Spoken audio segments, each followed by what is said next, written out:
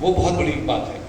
Television में कैसे करना है, रेडियो में कैसे करना है और हमारे अखबार में कैसे करते हैं। और एक और एजेंसी के लिए कैसे करना है, चूँकि पीटीआई में बिल्कुल बिल्कुल एजेंसी बिल्कुल, में सबके लिए कॉपीज बहुत जाती सही हैं। कहा आपने। एजेंसी का बिल्कुल अलग है, इवन मैगजीन्स का काम अलग है। तो एजेंसी के लिए चूँकि कॉपी सबके पास जाती है, तो उसके लिए हम ये मान हमारे लिए ग्राहक फिर अखबार या टेलीविज़न चैनल या रेडियो वाले हो जाते थे। तो भाषा ऐसी रखनी है, क्योंकि जो पीटीआई भाषा का लास्ट बुलेटिन या सुबह का जाता था, उससे ऑल इंडिया रेडियो के 6 बजे के बुलेटिन की शुरुआत होती थी, तो उसकी भाषा भी थोड़ी अलग रखनी होती थी। सर, आप तो जानते ही हैं कि जो टेलीविज़न की भाषा है उसमें हमारे पास विजुअल्स के भी हथियार हैं कि हम विजुअल्स दिखा देंगे। तो रेडियो में जैसे नीलेश मिश्रा जी कहानियाँ सुनाते हैं, तो आपने देखा होगा कि कई ध्वनियों का प्रयोग करते हैं, लेकिन उन ध्वनियों के साथ जो उनका वॉइस ओवर है उसमें भी आप देखेंगे कि एक अति नाटकीयता तो नहीं कहूँगा, लेकिन एक बहुत सूदिंग सी आवाज़ में वो कहानियाँ सुनाते हैं, और फिर वैसे ही उसमें अलग अलग ऑडियो इफेक्ट्स आते हैं, ध्वनिया और उसका बिल्कुल। माहौल। तो जैसे हम कोशिश करते थे, जब मैंने चूँकि 1 साल मजदूरवाणी बनाया है, तो मान लीजिए कि मुझे किसी मोची पर स्टोरी करनी है, तो जब वो जूते ठोक रहा है ना, तो मैं जाके अपना वो ऑडियो रिकॉर्ड करता था और कोशिश करता था कि जब उसकी समस्याओं की बात करूं, तो मेरे दिमाग में धूमिल की कविता भी गूंजती थी, मोचीराम, और वो उसकी आवाज़ भी रहती थी। तो जो हम अगर पढ़ाई लिखाई करते हैं, अलग अलग चीज़ें पढ़ते रहते हैं, समझते रहते हैं, तो हमारा दिमाग बहुत समृद्ध होता है कि इसमें और क्या कर सकते हैं, और क्या लीक से थोड़ा कानून है देश का। कई लोग स्कूल का नाम लिख देते हैं जो गलत है, कानूनन गलत है, आपके ऊपर एफआईआर हो सकती है, फिर भी लिख देते हैं। अस्पताल भी कई बार बता देते हैं। कई बार। तो अब ये होता है, कई नेता बाइट्स में नाम बोल देते हैं, तो ये गलत है, अंततोगत्वा ये ठीक तो नहीं है। तो अब इसमें जैसे भोपाल में ही जो अभी गैंगरेप और सीरियल की इसकी कहानी है, अब इस कहानी को टीवी में दिखाएं कैसे? हम सिर्फ पुलिस की बाइट लगा सकते हैं, अब पुलिस की बाइट से तो कहानी खड़ी होगी नहीं। तब आपका दिमाग दौड़ता है कि हम कोई सिलुएट बना लें, कोई हम ग्राफिक्स ऐसे तैयार कर लें जहाँ पर हम उसको, अच्छा उनकी पीड़ा भी बतानी है, बट हम एफआईआर के डिटेल्स नहीं डाल सकते, तो उनकी पीड़ा भी आ जाए तो हम उस वॉइस को किसी अपनी साथी जो फीमेल वॉइस में वॉइस ओवर कर लें। बहुत अच्छा। तो जो भी हम उसमें कर सकते हैं जिससे कि वो प्रभावशाली हो और संप्रेषणीय, हाँ, और उसकी संवेदना बनी रहे, और बहुत क्या बोले, वो पीठ पत्रकारिता जैसा ना हो, क्योंकि बहुत किसी के साथ इस तरह का वाक़या होना वो कितना दुखद है। कुछ बच्चियाँ नाबालिग थी, वो बालिग हो गई, फिर उनके वीडियोज़ ऐसे हुए। तो इन सारी चीज़ों की सेंसिटिविटी को बनाए रखते हुए आप उसको टेलीविज़न में एक दर्शक के लिए कैसे परोसेंगे, तो ये सारी ट्रेनिंग जो कम से कम मुझे मिली है, तो मुझे लगता है कि सबका कहीं ना कहीं उपयोग होता है यहाँ। और ख़ास करके जो हमारे संपादक जैसे रवीश भी रहे हैं, रवीश जी ने भी कई, आपने देखा होगा जो मौके पर जो प्रॉप्स मिलते हैं ना, जैसे मैं अपनी एक कहानी बताता हूँ। अभी जो खरगोन में 2 साल पहले दंगे हुए, अब उसमें खबर आई कि कुछ लोगों के मकान जो प्रधानमंत्री आवास में बने थे उनको भी ढहा दिया गया। अब जब मैं वहाँ पहुँचे तो रिजवान भाई थे वहाँ पर हमारे साथ, तो एक बूढ़ी अम्मा थी उस कॉलोनी में, वो बहुत बुरी तरीके से रो रही थी। मेरा लाइव चल रहा था और मैं अपने आंसू नहीं रोक पाया। ये मुझे स्टोरी याद है जी, बहुत लोगों को याद है। हाँ, तो मैं अपने आंसू नहीं रोक पाया और मैंने उनसे उसी स्वर में कहा कि आप मत रोइए, आप मेरी माँ की उम्र की हैं और आपको रोता देखना मेरे लिए संभव नहीं है। ये बाकायदा आपकी बातचीत? हाँ, और वो ऑन एयर था। तो मैं रोबोट नहीं हो सकता उस वक्त, ठीक है, मैं पेशे में पड़ा हुआ आदमी हूँ जिसको खुद को निभाना है, लेकिन अगर मेरी माँ मेरे सामने रोए और मैं माइक लेके उसको रिकॉर्ड करता रहूँ और मेरी आंखों में आंसू ना आए, तो मैं पेशे से पहले इंसान भी तो हूँ।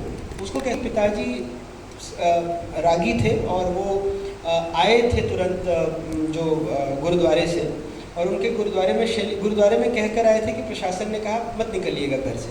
वो घर आए और शेलिंग होने लगी, सुबह 7 साढ़े 7 का वक्त था। वो ऊपर से नीचे आए और कि अपने बच्चों को बोला नीचे चलते हैं, ऊपर तो खतरा है। नीचे आए और एक दुकान उन्हीं की थी जिसमें शटर में सामने बम लगा और वो उसके छर्रे जो उड़े तो उनकी शटर से वो निकला और चुभ गया उनकी छाती पर, वहीं मर गए वो। तो जब बिटिया से मैं बात कर रहा था तो वो बिटिया मुझसे कहने लगी कि पापा चाहते थे मैं डॉक्टर बनूं। तो मैंने उनसे पूछा कौन सी क्लास में हो? उसने कहा मैं 11वीं में हूँ। तो अब तो मैं नहीं बन पाऊँगी और मेरे रिजल्ट का क्या मतलब है? तो मेरे मुँह से तुरंत निकला कि मेरी बिटिया भी 11वीं में है और वो मुझे रोज़ फ़ोन कर रही है कि पापा कब आओगे। बिटिया तुम्हारे पापा तो नहीं लौटेंगे, लेकिन दुआ ये है कि तुम डॉक्टर बन जाओ, तुम्हारे पिताजी जहाँ से हो वो तुमको आशीर्वाद दें। अब ये कहते भी आंखें भर आई ना, क्योंकि वो यूपीआई का वक्त नहीं, कार्ड एक्सेप्ट नहीं, आपका कार्ड नहीं चला? कुछ नहीं, बहुत मुश्किल आई। तो फिर मैंने मैं वैसे संपर्क वाला आदमी नहीं हूँ तो मैंने नहीं, हमारे शहर में तो बहुत संपर्क रखने वाले लोग हैं। तो मैं अस्पताल पहुँचा और चिंता थी घर की, तो किसी से गुजारिश की कि भाई बाकी लोगों का टेस्ट करा दीजिए। तो ऐसे कुछ हुआ नहीं, वो तुरंत खाना वाना छोड़ के चले गए। लेकिन अब ईश्वर को यही मंजूर था कि सबको कोरोना हुआ, उनको भी हुआ। और मेरे एक दिन बाद वो अस्पताल गए, चूँकि वो गैस पीड़ित भी थे। तो तीसरे दिन तक तो 3 दिनों तक ठीक थे, मुझे वीडियो कॉल करते थे। और जिस दिन वो मुझे वीडियो कॉल कर रहे थे और कहा कि तुम कैसे हो, सब बिल देखना, अस्पताल वाले बहुत लूटते हैं, एक एक जो दवाई दे रही उसका लिस्ट बना के रखना।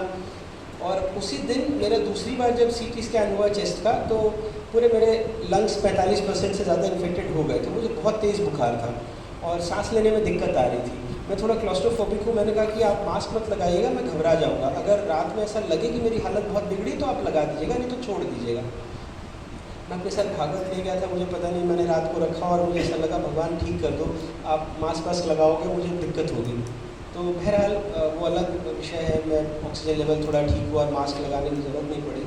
लेकिन उस दिन के बाद से उनकी तबीयत बहुत ख़राब होनी शुरू हुई। 27 दिन तक वो रहे और फिर मल्टी ऑर्गन फेलियर हुआ। फिर पहले वेंटिलेटर पर रहे और मैं ठीक होकर घर आ गया। उसके बाद मेरी पत्नी बहुत रोती थी पिताजी के लिए। तो वो जबकि कोरोना हम लोग दोनों नेगेटिव हो गए थे, फिर हम PPE किट पहन के ICU में उनसे मिलने जाते थे। क्योंकि हमने वो स्टोरी की कि जो पहला वैक्सीन पार्टिसिपेंट था दीपक मरावी, जिसके बाद दुनिया भर के लोग उसके घर पहुँचे।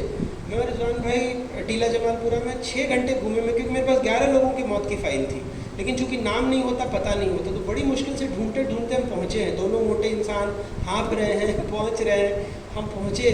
और उसके बाद उनकी पत्नी, मेरे दिल में वो घर कर गया था। और इत्तेफाक से मैं इंदौर में था, क्योंकि दफ्तर में वो स्टोरी लेने को तैयार नहीं था। 8 दिन हो गए, हम स्ट्रगल कर रहे थे, क्योंकि सबको लगा वैक्सीन। मैंने कहा भाई मेरी कहानी ये नहीं है कि वैक्सीन अच्छा है या बुरा है, मैं कौन होता हूँ ये तय करने वाला, ये तो साइंटिस्ट बताएंगे। मैं सिर्फ इतना कह रहा हूँ कि अगर हमारे देश में वैक्सीन के ट्रायल में, क्योंकि ये पब्लिक हेल्थ का बड़ा मामला है, मेरे बच्चे को लगेगा, पिता को लगेगा, आपके पिता को लगेगा, तो वो कहानी के लिए मुझसे कहा गया उसकी विसरा रिपोर्ट लाओ, उसका फला लाओ, उसका IG की बाइट लाओ, होम मिनिस्टर लाओ, जिस डॉक्टर ने पोस्टमार्टम किया। मैं 8 दिन तक सारी चीज़ें करता रहा।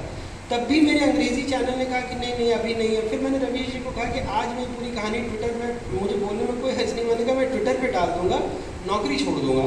क्योंकि मुझे वो महिला, क्योंकि उसके बेटे के दिल में छेद भी था और कायदे से उनको 50 लाख रुपए मिलने चाहिए थे, जो उसका वो था, जो भी वैक्सीन के पार्टिसिपेंट्स होते हैं।